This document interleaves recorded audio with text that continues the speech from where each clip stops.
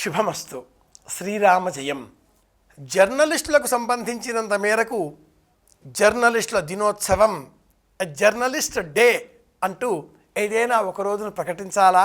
ఏ రోజును ప్రకటించాలి? అలాంటి ప్రత్యేకమైన రోజు ఏదైనా ఉందా?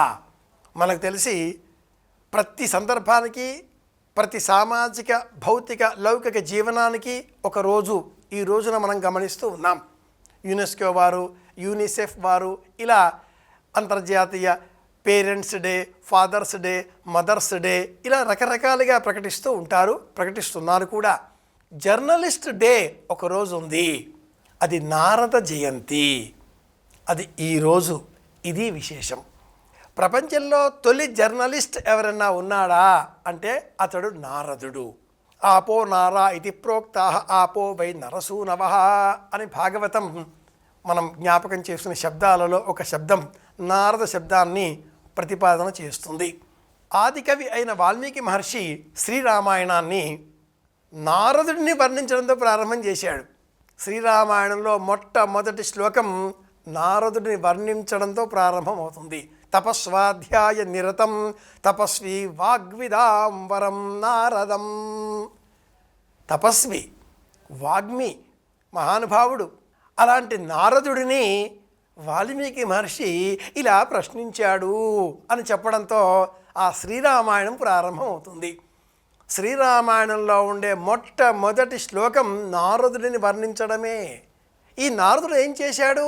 లోకంలో ఉండే సమస్త విషయాలను తెలుసుకుంటూ ఇక్కడివక్కడ అక్కడివిక్కడ తెలియజేస్తూ కలహభోజనుడు అన్న అపకీర్తిని కట్టుకున్నాడు అంటూ పురాణాలు వర్ణించాయి. అంతేకాని సనాతన ధర్మం ఏనాడు నారదుడిని కలహభోజనుడిగా గుర్తించలేదు. నారదుడు తపస్వి. నారదుడు లోక కళ్యాణం కోరుకునేవాడు. ఎక్కడ ఏ విషయం జరిగినా ఆ విషయాన్ని లోకానికి చాటించేవారు కదా. అనేక లోకాలను సంచారం చేస్తూ నారదుడు ఈ లోకానికి విచ్చేశాడు. ఈ లోకంలో మనం పడే కష్టాలన్నీ కూడా చూచిన అనంతరం ఆ నారదుడు వైకుంఠానికి వెళ్ళాడు. ఆ వైకుంఠంలో శ్రీమన్నారాయణమూర్తిని చూచి, మనుష్యలోకంలో ఈ మనుషులు ఈ కష్టాలన్నీ ఉన్నాయి, ఎలా తొలగిపోతాయి చెప్పండి స్వామి అంటూ ఆ స్వామిని అడిగి వేధించి కథ తెలుసుకొని ఆ కథను మనకు చెప్పడంతో మనమంతా కూడా పాటిస్తున్నాం, పుణ్యం పెంచుకుంటున్నాం, ఆనందం పొందుతున్నాం. ఆ కథ సత్యనారాయణ వ్రత కథ. ఆ మహానుభావుడు నారదుడు. ఏకదా నారదో యోగి పరానుగ్రహకాంక్షయా. అందరి క్షేమం కోరేవాడు నారదుడు. అందరి క్షేమం కోరేటటువంటి వాడు జర్నలిస్ట్, నిజమైన పాత్రికేయుడు. పాత్రికేయ రంగంలో ఒకనాటి కాలంలో ప్రచురణ రంగం ఉండగా నేటి కాలంలో శాటిలైట్ టీవీ ఛానల్స్ మాధ్యమాలు విజృంభిస్తున్నాయి.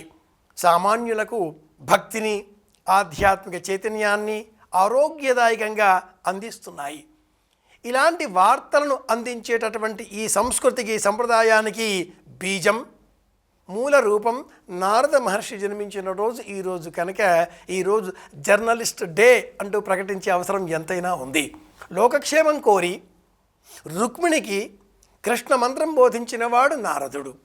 లోకక్షేమం కోరి మనం ఏ వృత్తాంతాన్ని, ఏ పురాణాన్ని చూసినా ఆ పురాణ గాథలో ఒక మలిక, ఒక మలుపు నారదుడి కారణంగానే మనం చూస్తూ ఉంటాం. అలాంటి ఆ నారదుడిని ఈ రోజున స్మరిస్తూ జర్నలిజం ద్వారా లోకానికి మంచి చేసే నిమిత్తమై అహరహరము శ్రమిస్తున్నటువంటి జర్నలిస్టులు, పాత్రికేయులందరికీ కూడా మన తరఫున శుభాకాంక్షలను అందజేస్తూ ఇలాగే లోకాలకు మేలు కలిగించే విధంగా, ప్రపంచానికి శాంతి కలిగించే విధంగా నారద మార్గాన్ని అనుసరిద్దాం. శ్రీరామాయణాన్ని స్మరిద్దాం.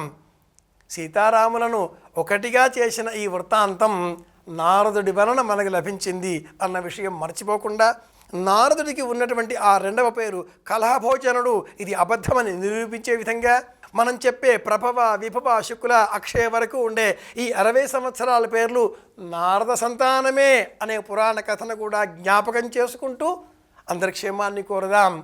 మళ్ళీ కలుసుకుందాం. శ్రీరామ జయం. శుభమస్తు.